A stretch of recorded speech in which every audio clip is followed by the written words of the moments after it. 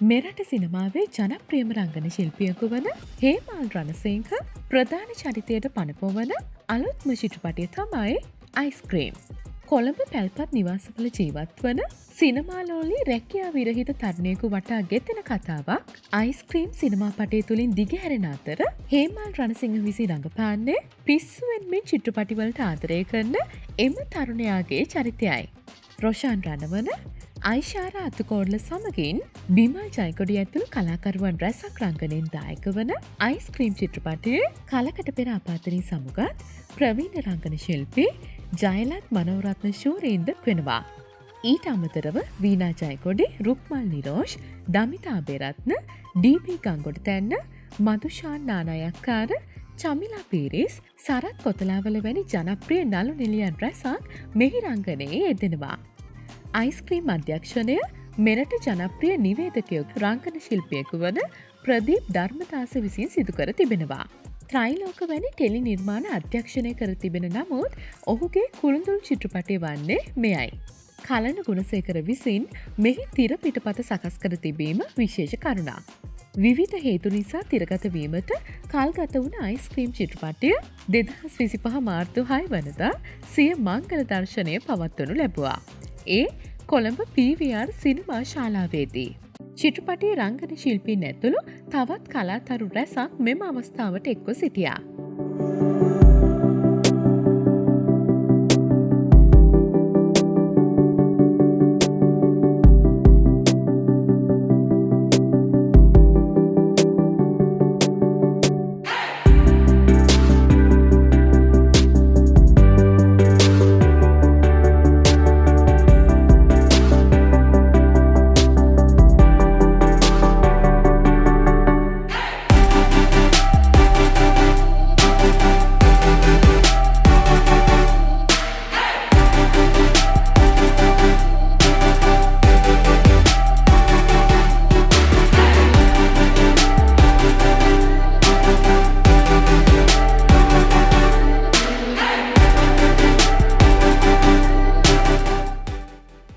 Ice cream මංගල දර්ශනය අවසානයේදී ආරාධිතයන් කොළඹ ටෙලිවිෂන් අප සමග මෙලෙස අදහස් හුවමාරු කර ගත්තා. අයිස්ක්‍රීම් ෆිල්ම් එකේ ප්‍රීමියර් එක අද දවස ඉතින් ටිකක් කාලයකට කලින් කරපු චිත්‍රපටයක් වුණාට අද කරා වගේ ෆීලිං එකක් ආවා ෆිල්ම් එක බලුවට පස්සේ. ඉතින් මේක කලන ගුණසේකර ගේ පිටපතක් වෙනස්ම විදිහේ පිටපතක් වෙනස්ම විදිහේ කතන්දරයක්. ඒක බලන්න පුළුවන් ප්‍රේක්ෂකයන්ට. ඒ වගේම අධ්‍යක්ෂකවරයා ප්‍රදීප් ධර්මදාස, ප්‍රොඩියුසර් අපේ නිෂ්පාදකවරයා සුජීව විතානගේ ඩොක්ටර් සුජීව විතානගේ ඉතින් අලුත් ප්‍රොඩියුසර් කෙනෙක් ශ්‍රී ලංකන් ෆිල්ම් ඉන්ඩස්ට්‍රි එකට. ඉතින් මේක ඇතුලේ ටැලන්ට්ස් ගොඩක් තියෙනවා. ඉතින් ඒ හැමෝගෙම නම් මෙතන කියන්නේ ගොස් එක නමක් හරි අමතක වුණොත් මේක අපරාධයක්.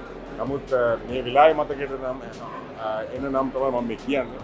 ඉතින් මංජුල වැඩිවර්ධන ඔහුගේ වචන එතකොට මේ ස්ක්‍රිප්ට් එක මම ඉස්සෙල්ලා කිව්වා වගේ කල්ල ගුණසේකර ඉතින් ගොඩාක් ටැලන්ට්ස් මේක ඇතුළේ ඉන්න දිනුල් ජාගොඩ ඒ වගේම මේ රූපරාම මේ විදිහට ප්‍රේක්ෂකයන්ට දකින්න ලැබෙන්නේ මේක පිටිපස්සේ විශාල කණ්ඩායමක් එක. ඒ කණ්ඩායම තමයි අපේ තාක්ෂණික කණ්ඩායම අපේ ටෙක්නිකල් ක්‍රූ එක. ඉතින් ඔවුන්ටත් මේ වෙලාවේ මගේ ස්තුතිය පුද කරන්න ඕනේ කියලා හිතනවා මේ සාර්ථකත්වයත් එක්කම. මොකද ඔවුන් බොහොම මහන්සි වුණා මේ චිත්‍රපටය මේ විදිහට එළියට ගේන්න අපිට උදව් වෙන්න. ඉතින් කිව්වත් වගේ පරිශ්‍රණාත්මක වැඩක්. ඉතින් ප්‍රේක්ෂකයන්ට බාරයි මේ චිත්‍රපටයේ ඉදිරිය ගැන. මම හිතන ප්‍රේක්ෂකයන්ට අලුත් අත්දැකීමක් නිසා ප්‍රේක්ෂකයන් මේ චිත්‍රපටය වලට ගන්නේ කියලා. ඉතින් බොහොම ආදරෙන් සියලු දෙනාට ආරාධනා කරනවා මේ චිත්‍රපටය බලන්න. බලලා මේ චිත්‍රපටයේ අපේ චරිත ස්වභාවයන් ගැන ප්‍රේක්ෂකයන්ගෙන් දැනගන්න මම කැමති. ඉතින් සියලු දෙනාට ආරාධනා කරනවා ෆිල්ම් එක බලන්න කියලා. බොහොම ස්තුතියි. අයිස්ක්‍රීම් චිත්‍රපටය නිර්මාණය කිරීම සඳහා ඇත්තටම අපේ සියලු දෙනාම විශාල වෙහෙසක් දැරුවා. මම හිතන්නේ සිනමා නිර්මාණය දකිනකොට පේන්න තියෙන වගේ මහන්සිය කොයිතරම්ද කියලා. මට උවමනාවක් තිබුණා මගේ පළමු චිත්‍රපටය විදියට ටිකක් විශේෂ වූ තේමාවක් යටතේ නිර්මාණයක් කරන්න සහ සිනමාව ටිකක් අර මගේ පොඩි කැමැත්තක් තිබුණා බයිස්කෝප් පැත්තට බර සිනමා නිර්මාණයක් කරන්න. ටිකක් අපේ රටේ බයිස්කෝප් වගේ ඒවා ටිකක් අඩු නිසා ඒ අඩු කාලයක තමයි ඇත්තටම මම තීන්දුව කළේ එහෙම චිත්‍රපටයක් නිර්මාණය කරන්න. ඉතින් ඔය මේකේ ස්ක්‍රිප්ට් එක ලියන්නේ කලන ගුණසේකර සහ මේකේ චින්තක සෝමකේරි තමයි කැමරා අධ්‍යක්ෂවරයා. ඉතින් අපි මුලින් ඉඳලම මේ සිනමා නිර්මාණය වෙනුවෙන් අපි තුන් දෙනා සෑහෙන්න කතා බහ කළා, රාමු වෙලා. ඉතින් මේ හැම දෙයක් ඇතුළෙම තමයි අයිස්ක්‍රීම් ගොඩ නැගෙන්නේ. ඒකෙත් මමයි කල්න එකතු වෙලා මම හිතන්නේ ස්ක්‍රිප්ට්ස් කීපයක් අපි ලිව්වා. නමුත් අපිට වමනා කරපු තැනට පත් වෙන්න පුළුවන් වුණේ අයිස්ක්‍රීම් සිනමා නිර්මාණයත් එක්ක. ඒත් එක්කම අද ඉඳලා ලංකාවේ සියලු දෙනාටම අයිස්ක්‍රීම් චිත්‍රපටයේ රස විඳින්න අවස්ථාව තියෙනවා. ඉතින් අපි කියන්නේ දිය වෙන්න කලින් රස විඳින්න කියලා. මොකද අපි මෙච්චර කල් අයිස්ක්‍රීම් චිත්‍රපටිය තියාගෙන සහ චිත්‍රපටියේ අයිස්ක්‍රීම් එක මම ඇතුළු අපේ නිර්මාණාත්මක කණ්ඩායම සියලු දෙනාම රස විඳ. ඉතින් අද ඉඳලා ඔබ සියලු දෙනාටම අපි විවෘත කරලා තියෙනවා. අද ඉඳලා ඔබ සියලු දෙනාගේම අතරපත් කරලා තියෙනවා අයිස්ක්‍රීම් දිය වෙන්න කලින් රස විඳින්න කියලා. අයිස්ක්‍රීම් එක හරිම රසයි. පොඩි කාලයක් ඇතුළත අපූරු රසවින්දනයක් ලැබුණු චිත්‍රපටයක්. මං හිතන්නේ මුළු පවුලටම එකතු වෙලා තමන්ගේ දරුවොත් එක්ක ඇවිල්ලා රස විඳින්න පුළුවන්. අපිව රස මන්දිරයකට ගෙනියනවා වගේ අවස්ථාවක් මේ පොඩි පැයකමාර මුළු පවුලටම එකතු වෙලා තමන්ගේ දරුවන් එක්ක එකතු වෙලා බලන්න පුළුවන්.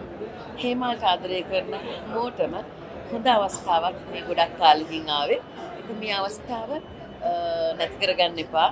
ප්‍රදීප්ගේ ප්‍රථම සිනමා අධ්‍යක්ෂණය එන්න නරඹන්න අයිස්ක්‍රීම් දිය වෙන්න කලින් බලන්න. අයිස්ක්‍රීම් දිය වෙන්න කලින් බලන්න කියලා තමයි කියන්න දෙන්නේ. ඇත්තටම චිත්‍රපටිය රූගත කරලා ටික කාලයක් වෙනවා. අවුරුදු 9ක් වගේ. පහුගිය කාලේ පැවතිච්ච කොරෝනා ඊට පස්සේ රටේ පැවතිච්ච වාතාවරණය හේතුවෙන් කාලයක් ගියා. ඉතින් බොහොම සන්තෝෂයි අවුරුදු 9කට පස්සේ ඒ රූගත කරපු චිත්‍රපටිය අද මහජනයා ප්‍රදර්ශනය ආරම්භුවා. අවුරුදු 9කට පස්සේ බැලුවට 9ක කිසිම වයසක් ගිහිල්ලා නැහැ චිත්‍රපටිය. තාමත් තරුණයි තාම. මම හිතන්නේ මේ අවුරුද්ද එන්න තියෙන සිංහල චිත්‍රපටි වලින් ඉතාම වෙනස් අර හැමදාම අපි කියන වෙනස නෙමෙයි ඊට වැඩිය ගොඩක් වෙනස් වැඩක් මේක.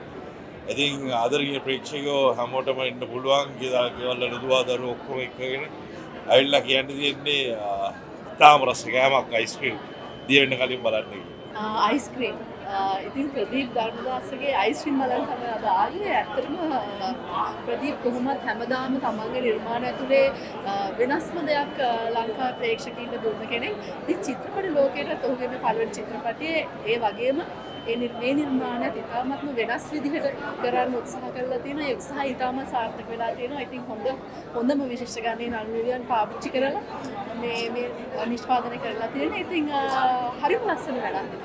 මම සියලුම නළුනිලියන්ට සුබ පතනවා මේ වෙලාවේ. ඒ වගේම ලංකාවේ සියලුම දෙනාට මේ චිත්‍රපටය බලන්න එන්න කියලා මම ආරාධනා කරනවා. ප්‍රදීප් ධර්මදාසගේ අධ්‍යක්ෂණය යටතේ අයිස්ක්‍රීම් හැදෙනවා. ඉතින් ඇත්තටම අයිස්ක්‍රීම් කියන්නේ මම හිතන්නේ අමුතු කියන්නේ වෙනම කතා තේමාවක් තියෙන චිත්‍රපටයක්.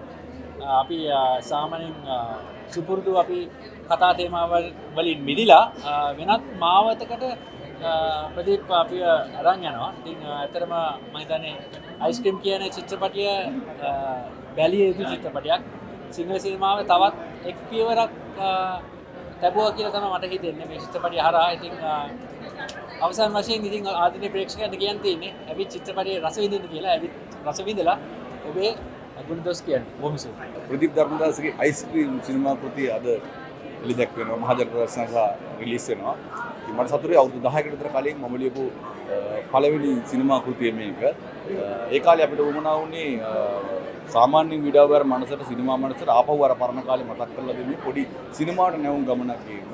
සිනමාව නිකන් අයිස්ක්‍රීම් එකක් වගේ වෙහෙස කර මිනිස්සුන්ට පොඩි අයිස්ක්‍රීම් එකක් ලබා දෙන්න. මම හිතනවා යම් සාර්ථක සිනමා කෘතියක් ඔබේ වැළඳගනි. ඔබට අවශ්‍ය ආතල් එකේ තියෙනවා. ඉතින් මම ආදරෙන් ආරාධනා කරනවා ශ්‍රී ලාංකික සියලුම දෙනාට ලංකාවේ ඉන්න ශ්‍රී ලාංකික සියලුම දෙනාට ඔබ මේ අයිස්ක්‍රීම් එක අනිවාර්යෙන් රස විඳින්න. ඒක ඔබට සිනමා ආතල් එකක් ලබා දෙන සිනමා කෘතියක් වෙයි. ජය වේවා. ඉතින් ඔබත් අයිස්ක්‍රීම් දිය වෙන්න කලින් රස විඳින්න.